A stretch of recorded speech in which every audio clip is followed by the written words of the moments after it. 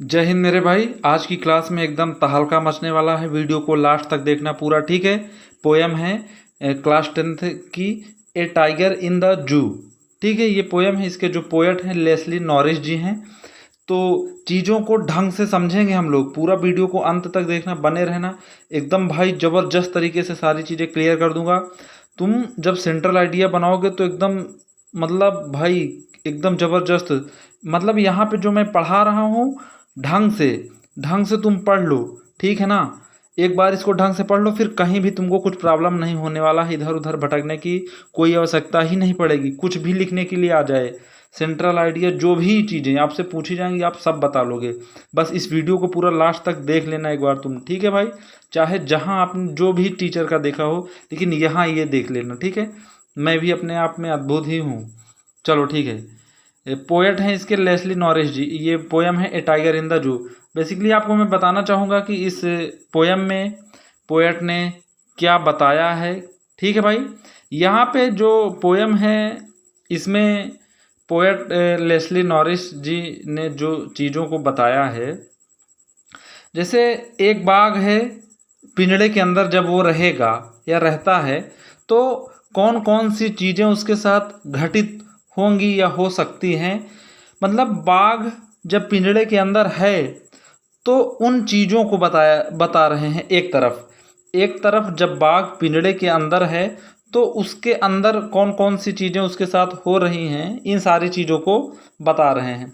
दूसरी तरफ अगर बाघ पिंजड़े में ना रहकर बाहरी दुनिया में है, जंगलों में है, पिंजड़े से बाहर है, तो वो क्या कर रहा होता या क्या कर सकता था, ऐसी सारी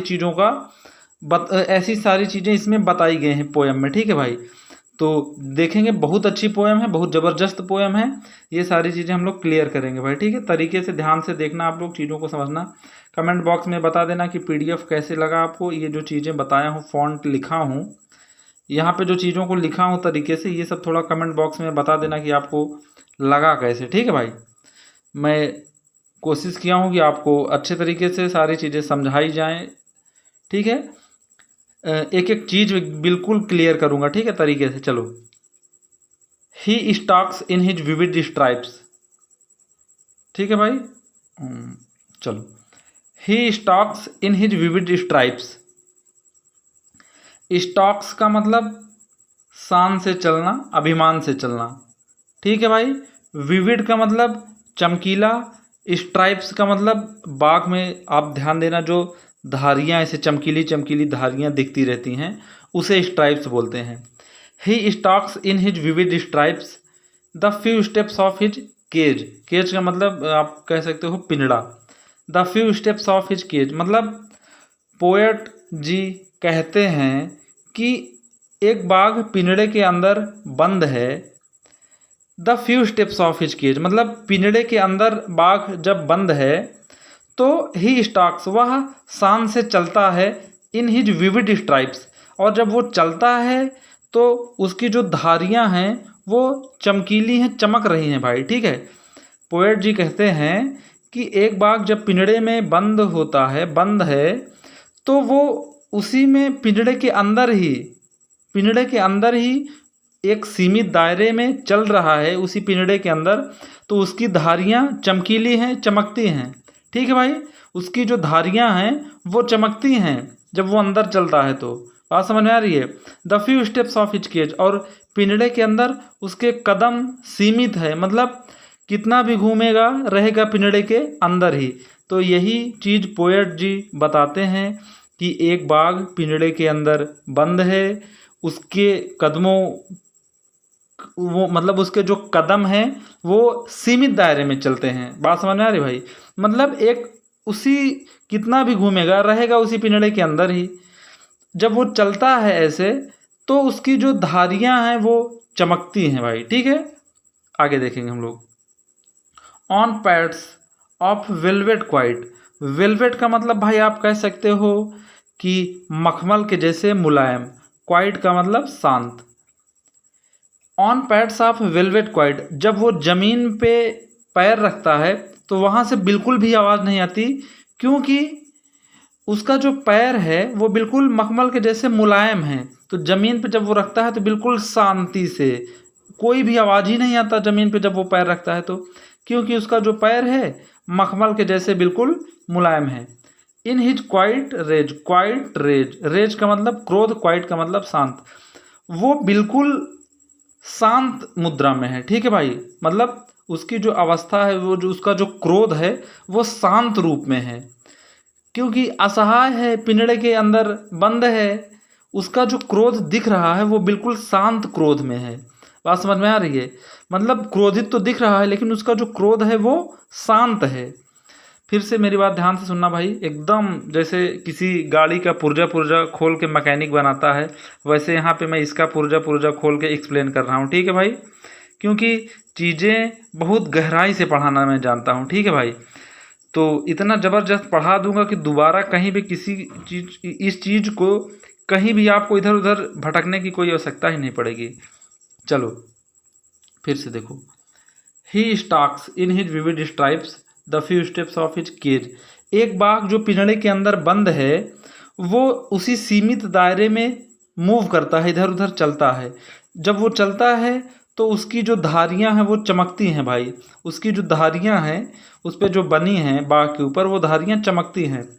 on pads of velvet quiet in his quiet rage, और जब वो ज़मीन पे पैर रखता है तो बिल्कुल शांत अवस्था में, क्योंकि उसका जो पैर है वहाँ पे वो मखमल के जैसे, जैसे ये नीचे की तरफ होता नहीं है जब हम लोग ज़मीन पे पैर रखते हैं, तो उसका वो नीचे वाला जो पार्ट है बिल्कुल मखमल के जैसे मुलायम है, बिल्कुल शांति से पैर रख रहा है, बिल्कुल भी आवाज़ नहीं आ रही है। इन हिज क्वाइट रेज, और पोएट जी कह रहे हैं कि उसका जो क्रोध है बिल्कुल शांत अवस्था में दिख रहा है। क्रोध उसका कैसे है भाई? शांत है। ठीक है, तो ये सारी चीज़ें हैं। ठीक है, क्लियर हो गया होगा, मैं समझ सकता हूँ। चलो आगे बढ़ेंगे हम लोग। जैसे जैसे मैं बताऊंगा बिल्कुल आपको वैसे ही करना है, कुछ इधर उधर अपने से दिमाग नहीं लगाना है भाई। ठीक है ना? चलो चलो यहाँ पे रेड कर लेता हूँ मैं। ठीक, चलो। ही शुड बी लर्किंग। पहली चीज़ तो लर्किंग का मतलब आप समझ लो घात लगाए बैठे रहना, घात लगाना। लर्किंग का मतलब घात लगा के, जैसे कोई बैठा हो किसी पे हमला करने के लिए। ही should be lurking in shadow. आप मेरी बात समझो, ये जो स्टंजा है इसमें पोएट जी ने ये बताया है, अगर बाघ पिंजड़े में ना होकर बाहरी दुनिया में होता, बाहर जंगल में होता, फ्री होता, आज़ाद होता, तब उसकी क्या स्थिति होती, इस चीज़ को पोएट जी ने इसमें बताया है। ठीक है भाई, ही should be lurking in shadow. Lurking का मतलब घात लगाए बैठा हुआ होता, इन शैडो छाया में। अगर वो पिंजड़े में ना होता तो छाया में घात लगाकर बैठा हुआ होता। स्लाइडिंग थ्रू लॉन्ग ग्रास, मतलब बड़ी बड़ी घासों में स्लाइडिंग कर रहा होता, मतलब घात लगाए बैठा हुआ होता बड़ी बड़ी घासों में। स्लाइडिंग का मतलब सरक रहा होता, अपने शिकार की तरफ धीरे धीरे सरक रहा होता। आप समझ सकते हो मैं जो बोलना चाह रहा हूँ। पोएट जी कहते हैं अगर वो बाघ पिंजड़े में ना बंद होकर बाहरी दुनिया में होता, जंगलों में होता, स्वतंत्र होता, आज़ाद होता, तो वो क्या कर रहा होता? He should be lurking in shadow, छाया में। छाया में, वृक्षों की छाया में, बड़े बड़े घास फूस होंगे जंगलों में, वहाँ पे छाया में घात लगा के बैठा हुआ होता अपने शिकार पे अटैक करने के लिए। स्लाइडिंग थ्रू लॉन्ग ग्रास मतलब बड़ी बड़ी घासों में बैठा होता छिपके, घात लगा के, और धीरे धीरे सरकने का प्रयास करते रहता। जहाँ पे उसका शिकार जिस साइड होता उसी तरफ धीरे धीरे सरकने का प्रयास करता होता। अगर बाघ पिंजड़े में ना होता, बाहर जंगलों में होता, तब की बात की जा रही है भाई। ठीक है, पोएट जी कहते हैं कि बाघ अगर बाहर होता, जंगलों में होता, तो वो छाया में घात लगाए बैठा हुआ होता, बड़ी बड़ी घासों में स्लाइडिंग कर रहा होता, धीरे धीरे सरक रहा होता अपने शिकार की तरफ। Near the water hole, near the water hole, मतलब कोई ऐसा स्रोत होता, ऐसा गड्ढा होता पानी का, उसी के समीप ये सारी चीज़ें कर रहा होता, मतलब बड़ी बड़ी घासों में सरक रहा होता, छाया में घात लगा के बैठा हुआ होता। Where the plump deer pass, plump का मतलब मोटा ताजा, ठीक है भाई, डियर का मतलब हिरन, मतलब वही बात। वेयर प्लम्प डियर पास का मतलब मेरे भाई जहाँ पे मोटे ताजे हिरन पानी पीने के लिए आते, वहीं पे बाघ घात लगाए हुए चुपके से बैठा होता, बड़ी बड़ी घासों के बीच सरक रहा होता अपने शिकार की तरफ। पूरा मैं बताऊंगा, ध्यान से सुनना मेरी बात दोस्त। He should be lurking, he should be lurking in shadow, sliding through long grass near the water hole where plump deer pass. मतलब पोएट जी कहते हैं अगर बाघ पिंजड़े से बाहर होता, जंगलों में होता, तो वो किसी तालाब, किसी पानी के स्रोत के पास जहाँ पे मोटे ताजे हिरन पानी पीने के लिए आते, वहीं पे घात लगाए हुए छाया में बड़ी बड़ी घासों में शिकार की तरफ अपने सरक रहा होता, ऐसी चीज़ों को कर रहा होता। ये अगर पिंजड़े में बाघ ना बंद होता, बाहर जंगलों में होता, तब की बात पोएट जी बता रहे हैं। He should be lurking in shadow, वह छाया में घात लगाए बैठा हुआ होता, स्लाइडिंग थ्रू लॉन्ग ग्रास, बड़ी बड़ी घासों में सरक रहा होता, नियर द वाटर होल, पानी के स्रोत के समीप, ऐसे किसी गड्ढे तालाब के पास, बावड़ी के पास छोटा होल जहाँ पे पानी भरा होता, वहाँ पे जहाँ पे मोटे ताजे हिरन पानी पीने के लिए जाते, तो उन्हीं हिरनों की तलाश में वो बड़ी बड़ी घासों के बीच सरक रहा होता, अपने शिकार की तलाश में उधर ही सरक रहा होता। ठीक है भाई, तो ये है पूरे का मतलब। चलो आगे देखेंगे हम लोग। बहुत ज़बरदस्त पढ़ाता हूँ भाई, बस कोई समझे तो। पढ़ाने में कोई कमी नहीं करता हूँ, एकदम जी जान लगा देता हूँ दोस्त, क्योंकि ज़िंदगी एक ही मिली है, मौका एक ही मिलता है। तो मैं सोचता ही हूँ कि इतना ज़बरदस्त कुछ नाम कर दूँ, इतना ज़बरदस्त ब्रांड बना दूँ भाई, ठीक है ना, अपने आप को, चीज़ों को इतना बेहतर कर दूँ, बच्चों को समझाने में कोई कसर न छोड़ी जाए, कि उनको भी लगे कि हाँ कोई पढ़ा रहा है। ठीक है भाई, अब आगे देखेंगे। ही शुड बी स्नार्लिंग, स्नार्लिंग का मतलब बच्चा आप बोल सकते हो कि गुर्राना, दहाड़ना, ऐसे बोल सकते हो। ठीक, ही should be snarling around houses. अब क्या कहते हैं पोएट जी, मतलब अब ये पिंजड़े के बाहर की बात हो रही है। ठीक है भाई, पिंजड़े के बाहर की बात हो रही है, जब बाघ पिंजड़े में ना होकर बाहर होता जंगल में, तब की बात हो रही है। ही शुड बी स्नार्लिंग, वह क्या कर रहा होता, गुर्रा रहा होता, अराउंड हाउसेज, घरों के नज़दीक में, घरों के चारों तरफ क्या कर रहा होता, गुर्रा रहा होता। एट द जंगल्स एज, जंगलों के किनारे। पोएट जी कहते हैं कि वह बाघ अगर पिंजड़े में ना बंद होता, तो वो क्या कर रहा होता, घर के चारों तरफ, घर के आसपास गुर्रा रहा होता। एट द जंगल्स एज, जंगल के किनारे। Bearing his white fangs his clause, अपने नुकीले दांतों से और पंजों से। Bearing his white fangs his clause, मतलब अपने नुकीले दांतों से और पंजों से। टेरराइजिंग द विलेज, गांव के लोगों को डरा रहा होता, आतंकित कर रहा होता, भयभीत कर रहा होता।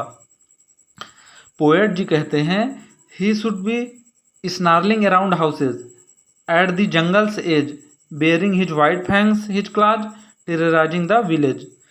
पोएट जी कहते हैं कि बाघ अगर पिंजड़े में ना होकर पिंजड़े के बाहर होता, तो घरों के समीप गुर्रा रहा होता, दहाड़ रहा होता, जंगल के किनारे, मतलब जंगल के किनारे घरों के आसपास दहाड़ रहा होता, गुर्रा रहा होता, अपने नुकीले दांतों से, पंजों से गांव के लोगों को आतंकित कर रहा होता, भयभीत कर रहा होता। ठीक है भाई, चलो हम लोग आगे देखेंगे। मेरे भाई, मेरे दोस्त, कमेंट बॉक्स में बता देना भाई कि जो पढ़ा रहा हूँ कैसे लग रहा है। प्लीज़ मेरा निवेदन है आपसे, एक बार बता देना कि चीज़ें लग कैसी रही हैं आपको, ठीक ठाक पढ़ाया जा रहा है, समझ में आ रहा है कि नहीं। ठीक है भाई, चलो। But he is locked in a concrete cell, मतलब अब पोएट जी कहते हैं लेकिन बाघ तो स्वतंत्र है ही नहीं भाई, वो तो पिंजड़े में बंद है। कहाँ बंद है वो? कंक्रीट सेल में बंद है। बात समझ में आ रही है? कंक्रीट सेल का मतलब एक पिंजड़ा टाइप का जहाँ पे बंद है, लॉक है, सलाखों के पीछे बंद है वो तो। But he is locked in a concrete cell, जबकि बाघ फ्री नहीं है, क्या है? कंक्रीट सेल में बंद है। हिज स्ट्रेंथ बिहाइंड बार्स, उसकी ताकतें सलाखों के पीछे बंद है भाई। Stalking the length of his cage ignoring visitors लो, मतलब अब वो क्या कर रहा है, पिंजड़े में ही इधर उधर भले ही घूम क्यों नहीं रहा है, भले ही घूम रहा है, लेकिन जो उसको देखने वाले आ रहे हैं, अब चिड़ियाघर में बंद है पिंजड़े में, तो चिड़ियाघर में विजिटर्स आते हैं, देखने ताकने वाले आते हैं भाई, ठीक है, जो घूमने वाले होते हैं। बाघ उनको भी इग्नोर कर दे रहा है, उनको भी नहीं केयर कर रहा है, मतलब उनके तरफ भी अटेंशन नहीं कर रहा है, उन्हें भी नज़रअंदाज कर दे रहा है, ठीक। But he is locked in a concrete cell, लेकिन पोएट जी कहते हैं बाघ तो कंक्रीट सेल में बंद है, वही बाड़ा पिंजड़ा आप बोल सकते हो, ठीक है भाई। कंक्रीट का मतलब ऐसे जैसे सीमेंट बालू से बना हो, ऐसे भी कह सकते हो, मतलब बंदी गृह टाइप का पिंजड़ा बाड़ा बोल सकते हो आप। जबकि लेकिन जो बाघ है वो तो कंक्रीट सेल में बंद है। हिज स्ट्रेंथ बिहाइंड बार्स, उसकी जो ताकत है वो सलाखों के पीछे है, सलाखों में बंद है। Stalking the length of his cage, पिंजड़े में ही इधर उधर मूव कर रहा है, घूम रहा है। इग्नोरिंग विजिटर्स, और जो उसे देखने वाले लोग आ रहे हैं उनको अनदेखा कर रहा है, नज़रअंदाज कर रहा है। ठीक है भाई, चलो आगे देखेंगे हम लोग।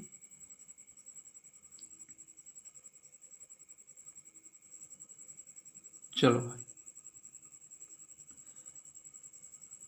यहाँ पे कौन सा कलर, ये कलर करता हूँ, चलो।